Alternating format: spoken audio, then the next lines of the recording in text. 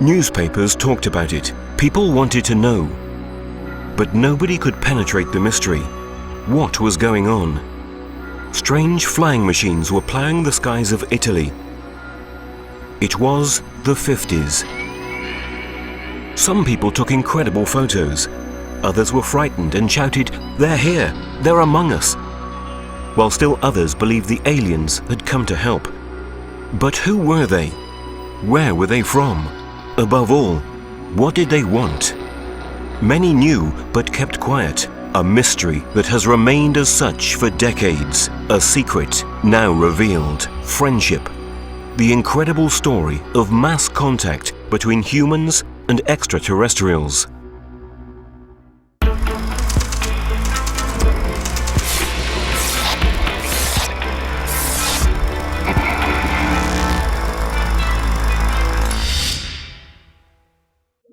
Until recently, the phenomenon of contactism, or the deliberate encounter repeated over time between men and evolved extraterrestrial entities, was believed to involve only a few chosen individuals or contactees. Many of them went down in history. George Adamski, Howard Menger, Eugenio Siragusa, just to name a few. All of them faithfully abided by this cliché. But in 2007, something happened that would change the cards on the table.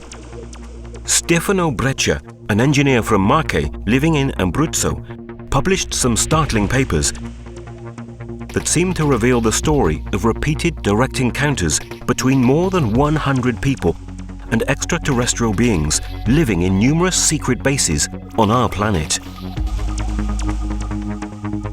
The main figure of the event told by Breccia is the writer Bruno Sammachicha. The case is said to have taken place mainly in and around Pescara. It would all begin in 1956 and would last for many years. The film clips and photographs that have emerged so far are of considerable interest, but even more extraordinary are the testimonies of the individuals involved. Everyone called this story Friendship, and that is the name that has come down to us today. Thanks to Stefano Breccia's courage, one of the most awe-inspiring sagas in ufology has come to light. It wasn't an easy decision to decide to make it known. It all started from an idea by Bruno Sammachicha. He'd been thinking about writing down his experiences and then asked me to be the one to do it, and so I was at his house for a month to record his stories. Then I put everything together.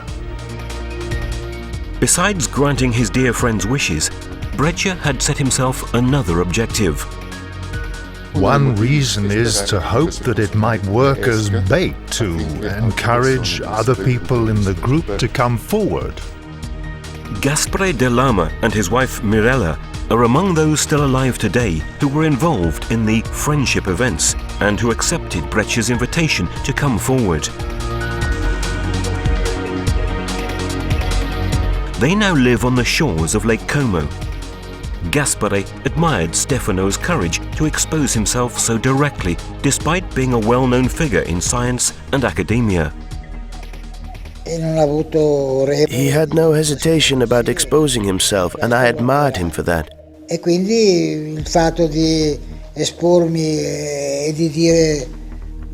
And so coming out and talking about my experience becomes easy for me, because it gives me great joy.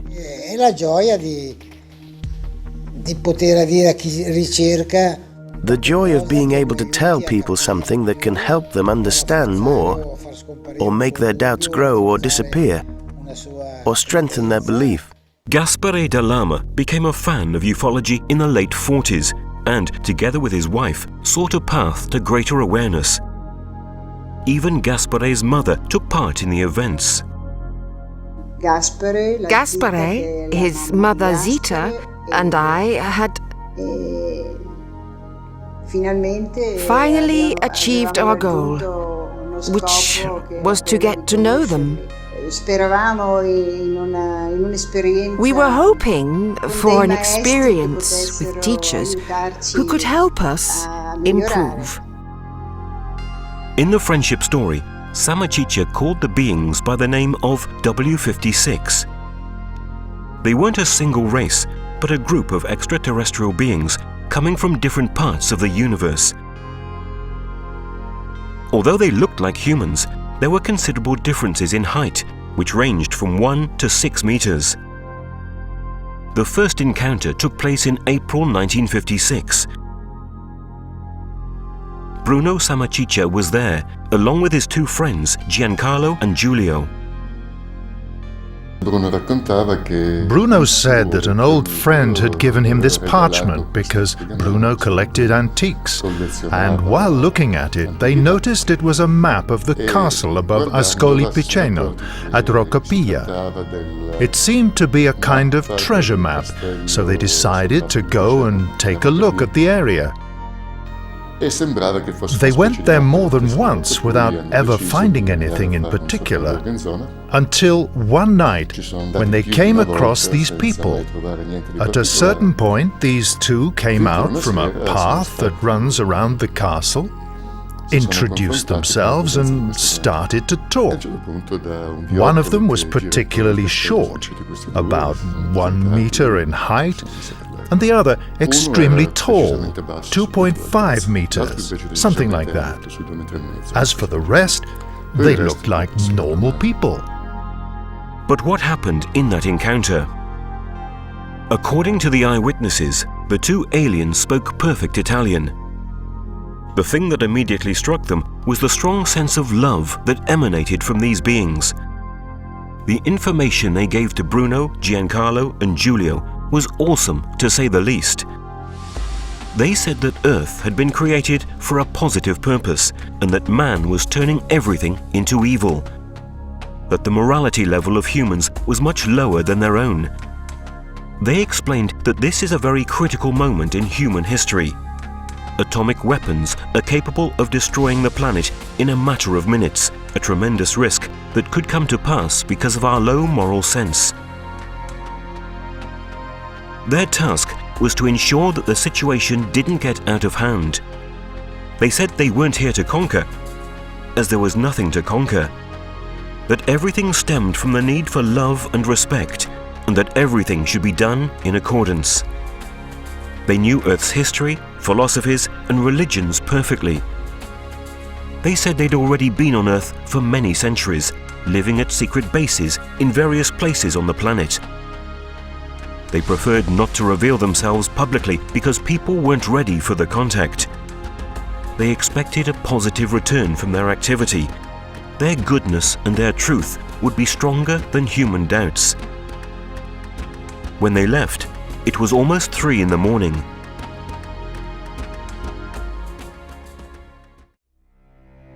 The extraordinary experience of friendship began at that very moment.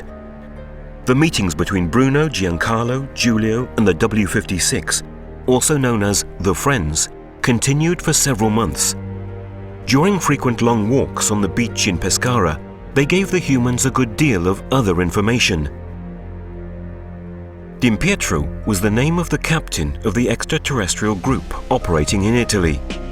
Sigir, Sigis, Itao, Kenio, Sinas, Saju, Meradir, Romulus are some of the names that became common within friendship. They were invented by the humans because the W56 had a different concept for names. One of the most impressive facts regarded their bases. They said they had a number of them scattered around Italy and the world. Their most important European base was right in Italy, and one of the entrances was in fact at Roccapiglia. The main one was the enormous base at the depths of the Adriatic, almost in contact with the continental shelf, which roughly ranged from Ortona to Rimini as the expanse of its longitude, and in latitude went from the middle of the Adriatic to the Apennines, with an upper limit of 300 meters. So vast that it was affected by normal weather, so at times it also rained inside. Then they had many smaller bases, closer to the surface. There was one in Pineto, one in Ascoli, 3 around Pescara, one near Como, one in the Milan area, and so on. Many of them were genuine centers of support. But the aliens also explained how they built their bases. In the stories told by Bruno, Giancarlo and Giulio, you're immediately aware of the huge gap in scientific and technological development between humans and the Friends. They weren't built by digging, but through a particular mechanism. They were able to compress material laterally. The soil would thicken into what would later become the walls of the base, and then the outer structure was formed by extremely dense and therefore extremely strong material. The funny thing was that it was very unstable, but it always had to be kept standing. All you had to do was flip a switch and everything returned to the initial state. So, for them to open and close a base was a very commonplace operation. The same system was used to create the entry corridors. Even the bases closer to the surface didn't have stable entrances. When they had to enter, they opened a corridor and then closed it again.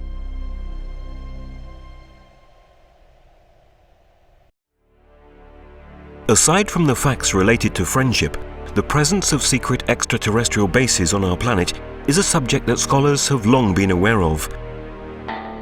Just as there have been numerous cases of contact throughout the world, like the one the American policeman named Herbert Schirmer described, which occurred in Ashland, Nebraska on December 3rd, 1967. The experience took place in the United States to the policeman Schirmer, who had a close encounter of the third kind with UFO entities and was allowed on board one of these UFOs. In the course of this encounter with these beings, they told him several things. He would be told that the pilots of UFOs on Earth have different bases of support, and they are both underground and below the seas. In the case of friendship, Bruno Sammarticcia was the leader, the main reference point. The story of the W-56 had started with him. He knew the most since he'd been in the bases, had met them personally, was telepathic, was the one who held the strings, the one who decided. Not that he was, I'm the boss. The word boss isn't nice, but we saw him as number one. The relationship that was established between the W-56 and the friendship group was not one way. Very soon, the Friends started asking for help. At the most prosaic level, they asked for essentially logistical assistance. Then they requested industrial quantities of fruit.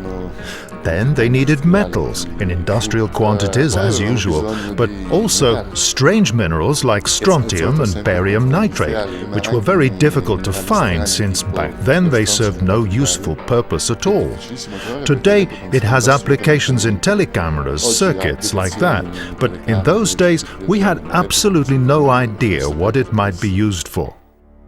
To unload the cargo from the trucks, including fruit, the W-56 used teleporting. They proved they could teleport anything, even people, without any particular problem. They took the whole load of fruit and teleported it, which means that the operation only lasted a few seconds. Of course, all this meant that no outsider could watch the unloading. This often forced Bruno and Giancarlo to invent excuses so the truck drivers arriving with a load wouldn't become suspicious. They usually explained that a team of professional workers would be coming soon to transfer the goods by other means. So, while Bruno invited the driver to some nearby bar to wait for the phantom workers, Giancarlo stood watch over the truck. Obviously, the places where they met were chosen in advance. The unloading operation lasted just a few seconds, so when Bruno and the truck driver came back, it was already over.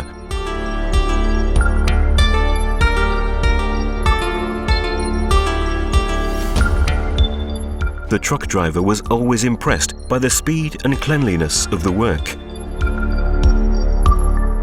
Buying such large quantities and so many varieties of materials was very expensive. Sometimes it was the friends who paid part of the cost, or all of it, maybe in their usual way.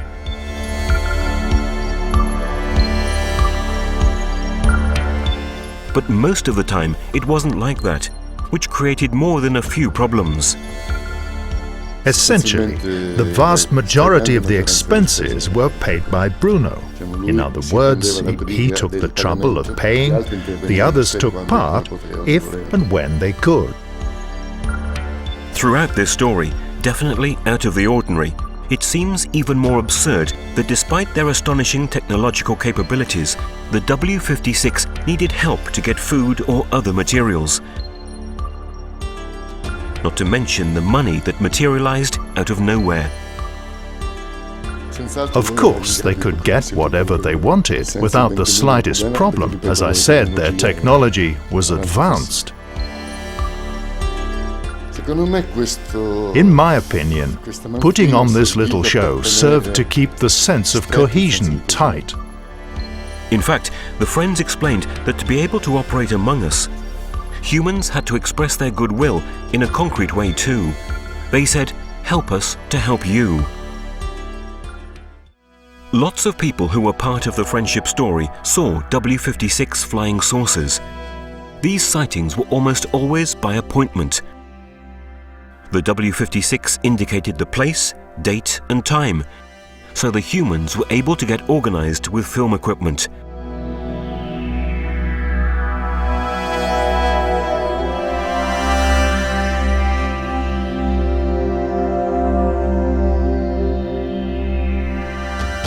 Sometimes the photos were also published.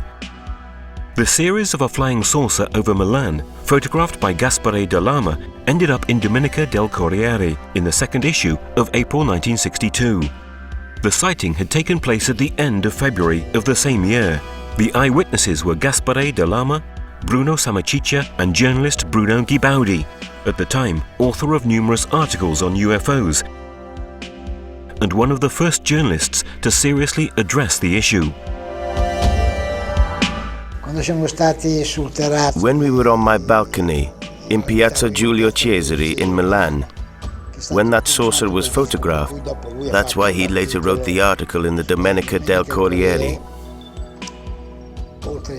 Besides Bruno, he was present too. Obviously, only now, after the revelations of Professor Breccia and Gaspare Dell'Ama, can we know what really revolved around that seemingly chance occurrence. But how much weight should we give to these claims? Gaspare still remembers one of the sightings perfectly.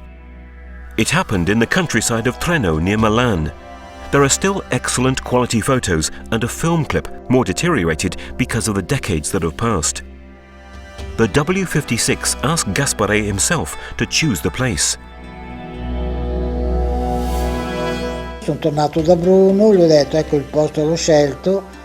I went back to Bruno and said, "That's the place I chose."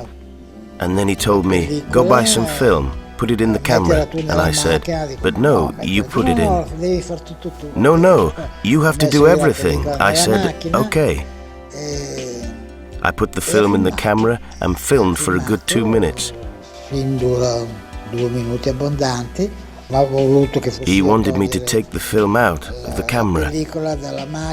I put it in my pocket and took it to Ferrania, which was then in Via Mattiotti, to have it developed. When I went to get it, I took it home and saw the film clip of this beautiful flying saucer that was going up and down almost to the ground.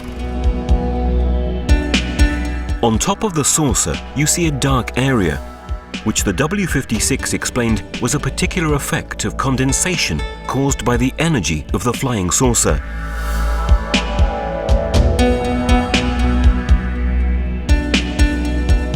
some of the photos of the series taken in the Treno countryside were lost, but those that remain would provide evidence of the incredible sighting experienced by Gaspare Dell'Ama and Bruno Sammachicha. While returning to Milan, the saucer followed them for a stretch, and Sammachicha took one more shot, the last of the 12 exposures on the roll. Bruno took a photo of the same flying saucer, which had apparently reappeared there to follow us or to give us a last farewell.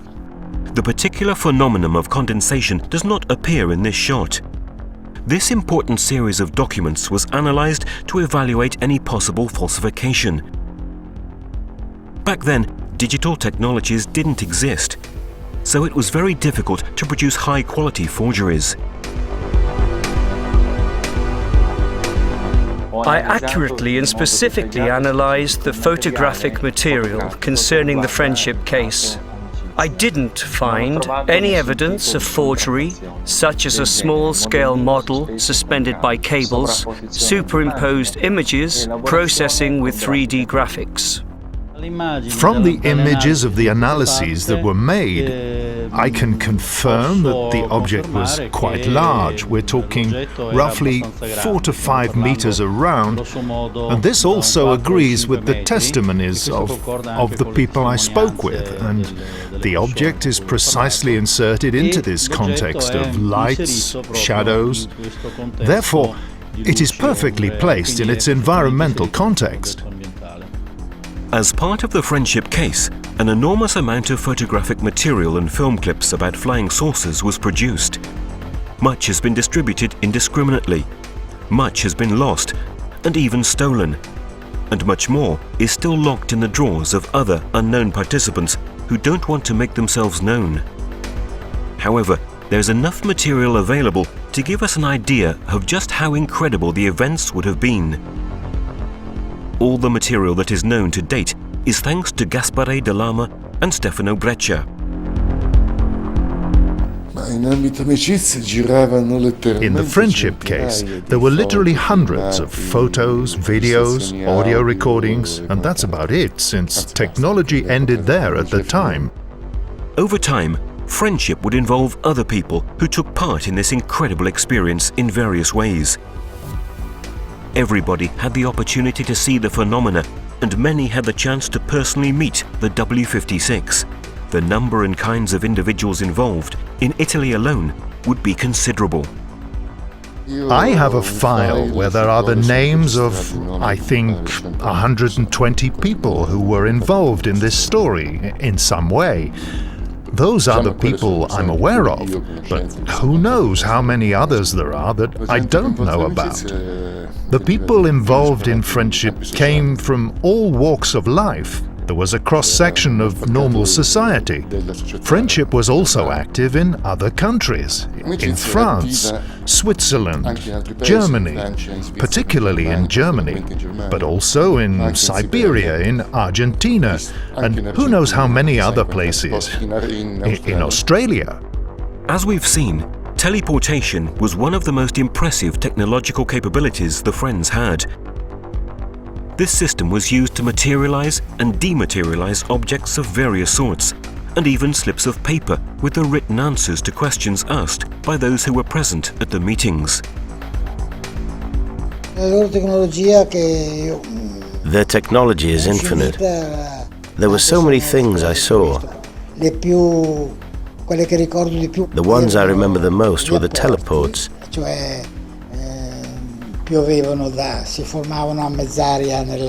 Their film reels, or even, sometimes, written notes or film clips of flying saucers that we would then watch just came from above.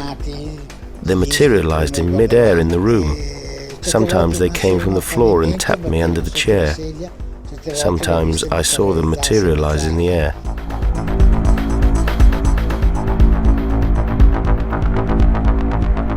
Along with teleportation, some of the most frequent phenomena were communications between the Friends and the humans through normal radios. This was also done their way. Their technology was virtually indistinguishable from magic. For example, if I took two identical radios tuned into the same frequency and put them side by side awaiting their message could be heard on one radio while the other radio continued its normal broadcast as if nothing was happening. So there was obviously insane amounts of energy involved and directivity just as crazy. So I bought myself one of those transistor radios. Bruno told me to put it there on the cabinet. In 5 minutes, they'll prepare it for you.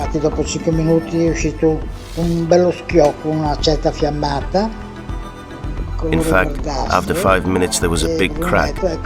A sort of greenish flame came out, and Bruno said, "There, now it's ready." And they immediately greeted me through the radio.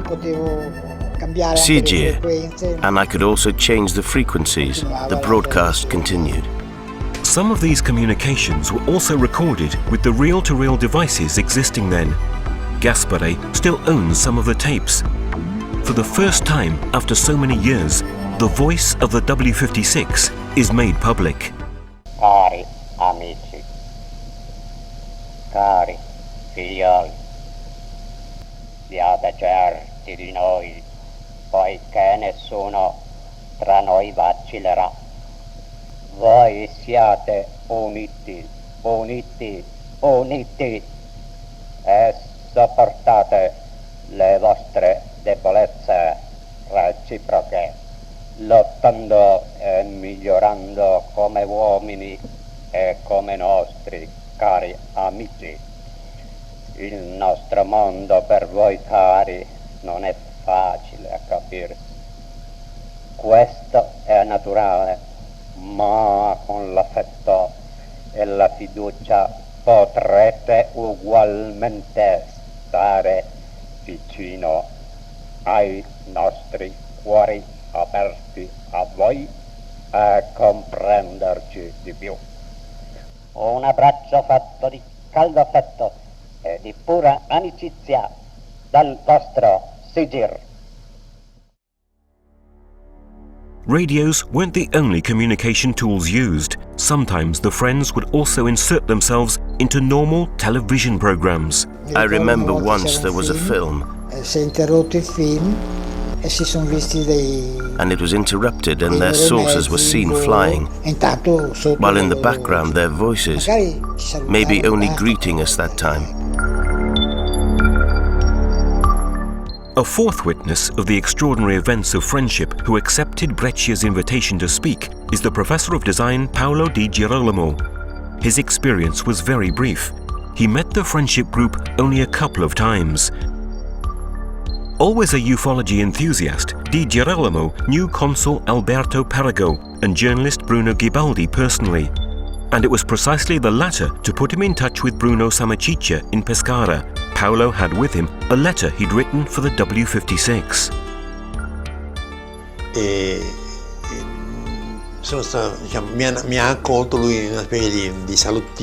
And he welcomed me into a kind of living room, so to speak. I enter, I lay this letter on the console, and I sit down on the sofa. At one point, Bruno Samaciccia says, "We should be getting some news, let's see." He takes this radio and turns it on. The radio was playing music, and then we hear a piercing whistle. Really a very loud hissing sound. I hear Sigir here. "Hello, Paolo. Be honest with us all. Be honest with us all. Be honest with us all." 3 times. Then another voice says, "Let's get the goods." Now, the goods, in my opinion, had to be a big parcel Samaciccia had taken, all lined in black and placed on top of the television set. A very loud crackle, a real blinding purple flash, just like that, and then there was nothing. After this event, which leaves Paolo speechless, the group goes out into the street.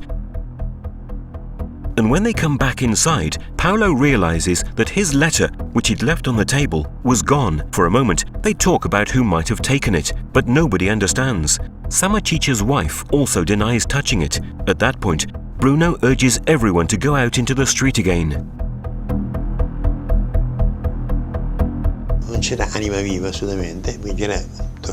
There wasn't a soul in sight at all. Around midnight, or something like that. At a certain point, I feel something falls on my head. A little piece of paper all folded up. It was a scorched envelope. Open, and it was the letter I'd left on the console. To make the phenomena possible, or to amplify them, including telepathy, which they made wide use of, the W56 used devices that were called Nuclei. They could be placed in objects, in rooms, or even in the bodies of living creatures, including people. Questi nuclei erano per loro una... These nuclei were a necessary thing for them. Like if I want to receive a phone call from you, I need to have a phone at my house. Bruno had a German shepherd named Dick. The friends told Bruno that the dog would play an important role in the contacts and in certain operations that called for the help of the humans. He would become a sort of amplifying antenna. So they asked Samachicha to bring the dog to the seaside.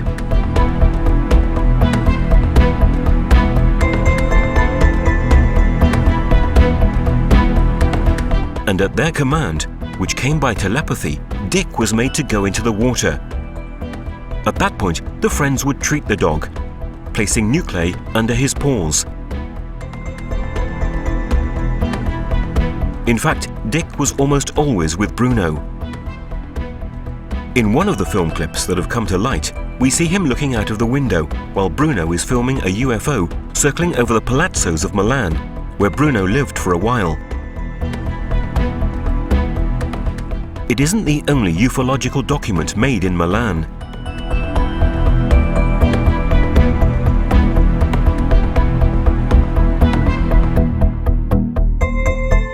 One of the more controversial pieces of information that the W56 gave to their human friends concerned a conflict with an artificial race called Weros, but which Samachicha renamed with the term CTR, which was the contraction of the word contraries.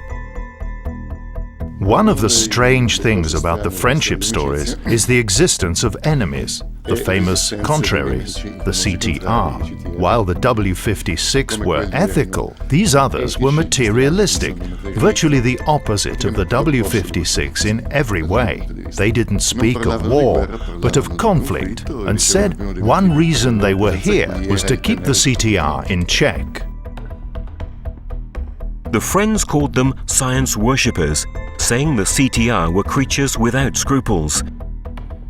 And their greatest fear was that we humans were following the same path the CTR had already covered. For the W56, the feelings of friendship, affection, love and harmony that they were creating between themselves and the human group, just as it is among human beings, were not just defining the quality of relationships.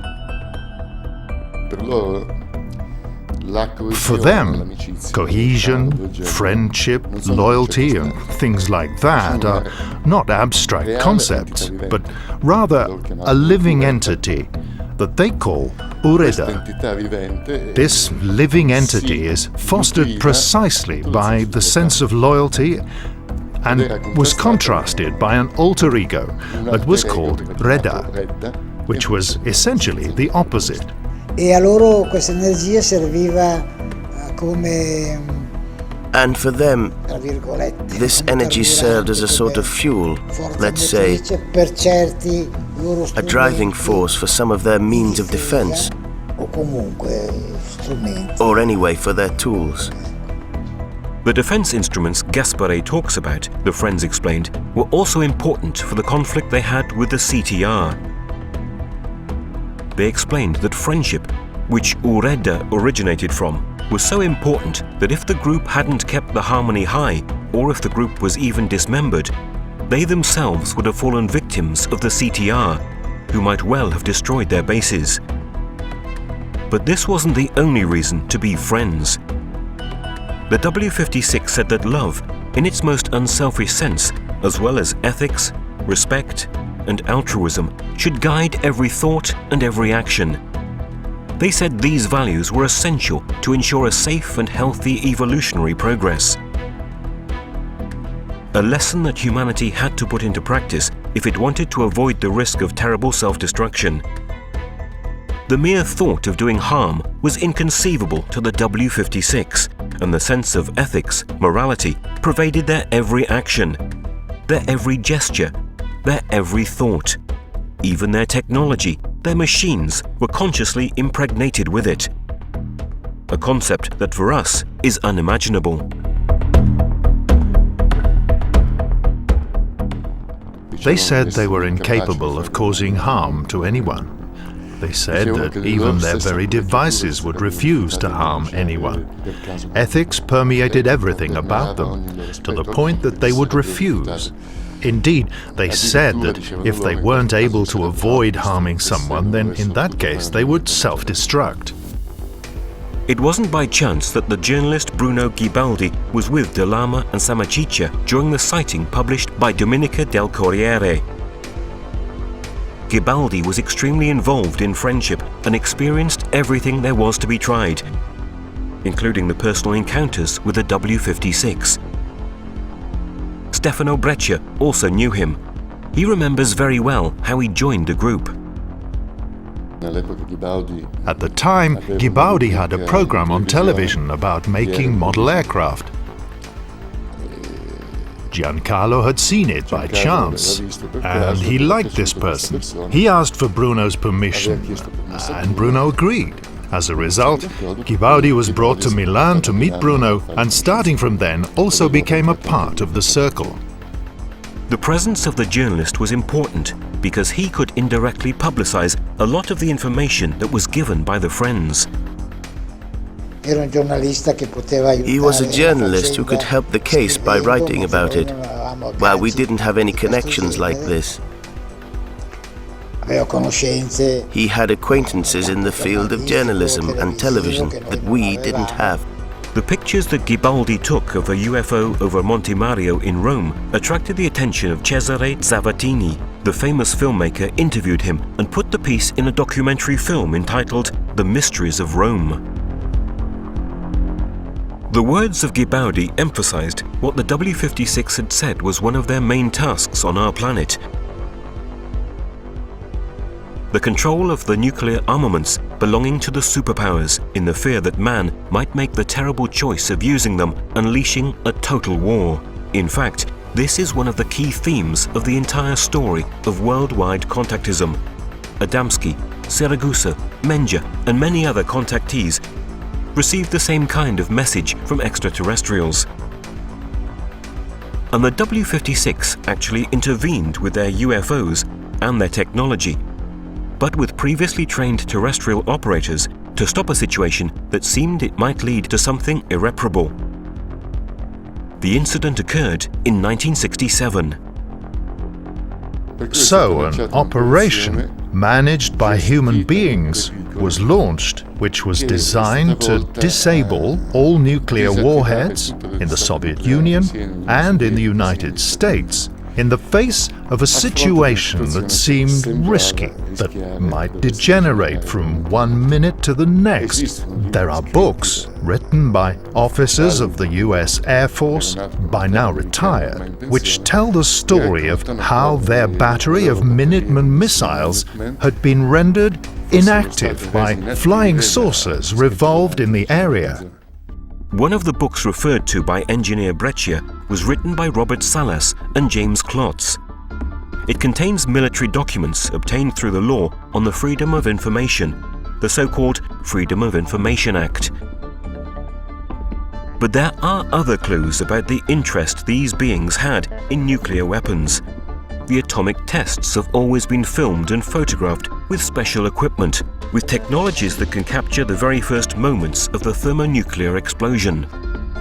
In these pictures, we see the explosion in the first few microseconds, when the terrible mushroom cloud hasn't yet formed.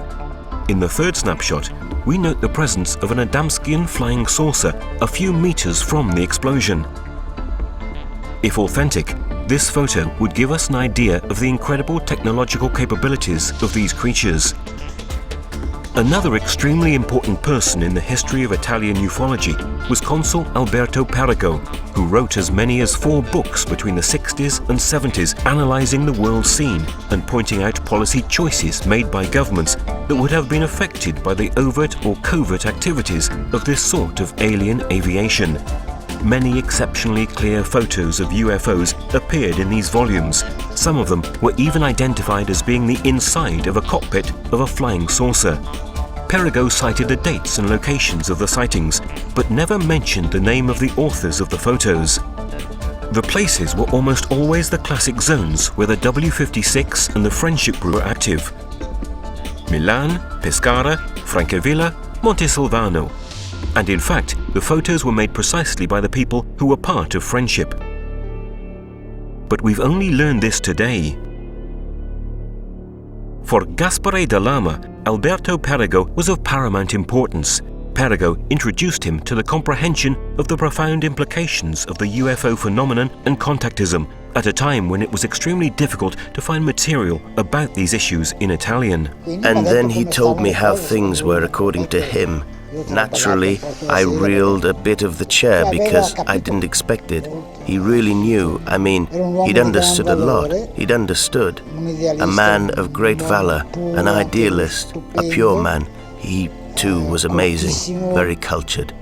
Perego also announced to Gaspare that he intended to publish a book where he would reveal everything he knew about the presence in our midst of beings from other worlds, a proposal that never materialized, however. Among the correspondence that Gaspare has kept are letters written by Consul Perego himself. In one of these, among other things, he talks about his intention to publish the book I'll Tell All. Other statements made in this excerpt of the letter are also very interesting. Dear, I imagine you've guessed my bitter experience of recent years. For the revelation of the new reality, I'd bet on 2 men who have disappeared from the scene, John 23 and Kennedy. As is well known, Kennedy died 5 days before my report went into circulation. As you've seen, everyone keeps quiet or pretends not to know. In 1965, I hope to publish I'll Tell All, but I believe I've already said a good deal. I'm sending you with best wishes, the most affectionate remembrance, Alberto Perego.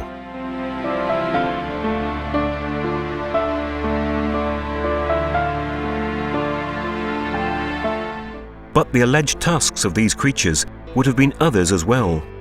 Another purpose of the presence of the W56 was to help our evolutionary process, to push us to a higher level of understanding. That's why they had been on our planet for a very long time, and even shared with us some of our suffering in the matter. They also revealed that their real name was Acri. Stefano Breccia has done research on this name, discovering some very interesting aspects. The word Acri is a plural noun in Sanskrit that means the sages. At that point, I tried to see it in Egyptian, and I discovered that there are 2 very similar words.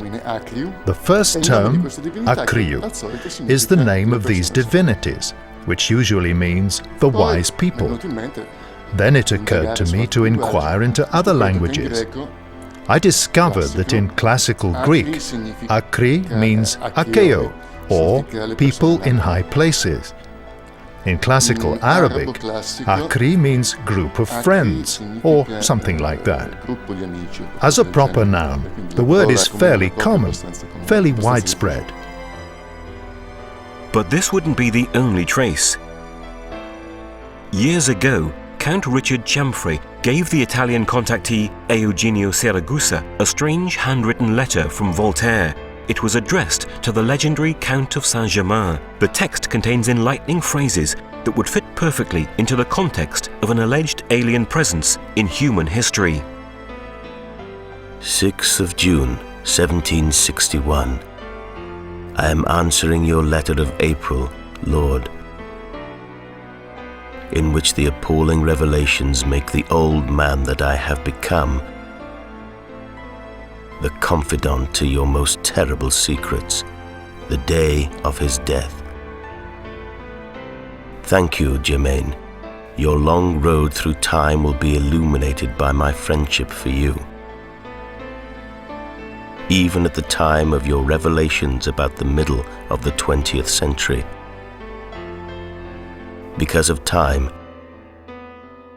the talking pictures will not be able to be stored in memory. May your wonderful flying machines bring you back to me. Farewell, my friend. Voltaire, Gentleman of the King.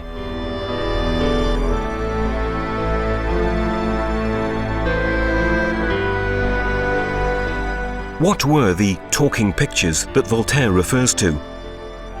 And your wonderful flying machines? What had Voltaire seen? Who was the legendary Count of Saint-Germain really?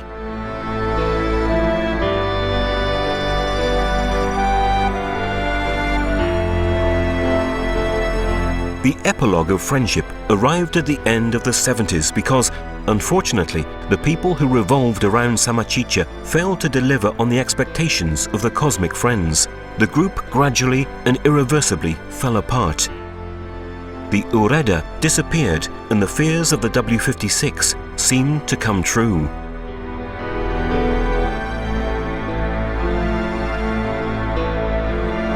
This dramatic moment coincided with the phenomena of the Adriatic, the great wave of sightings that occurred between October 78 and January 79. Officially, the story ended when the CTR managed to get the better. The story is quite difficult to believe from many perspectives. According to me, the adventure of 78 was the surprise ending. I mean, these people were probably fed up with Samachicha and company and decided to bow out in a spectacular way. In my opinion, it continued to go on, and I have good evidence of this fact in Italy as well as abroad. Even if the entire story of friendship seems like an incredible science fiction tale rather than an incident that really happened, despite the great controversy about its authenticity, given what has emerged so far, it's difficult to maintain that it had all been an invention. Believe it, don't believe it. In any case, we can't help but take into consideration the testimonies of the protagonists and the material that refers to these testimonies. According to eyewitnesses, the sightings, the teleporting, and all the other impressive phenomena that appeared were not, however, the real reason these beings were on Earth. The Friends defined themselves as the precursors of the spirit world.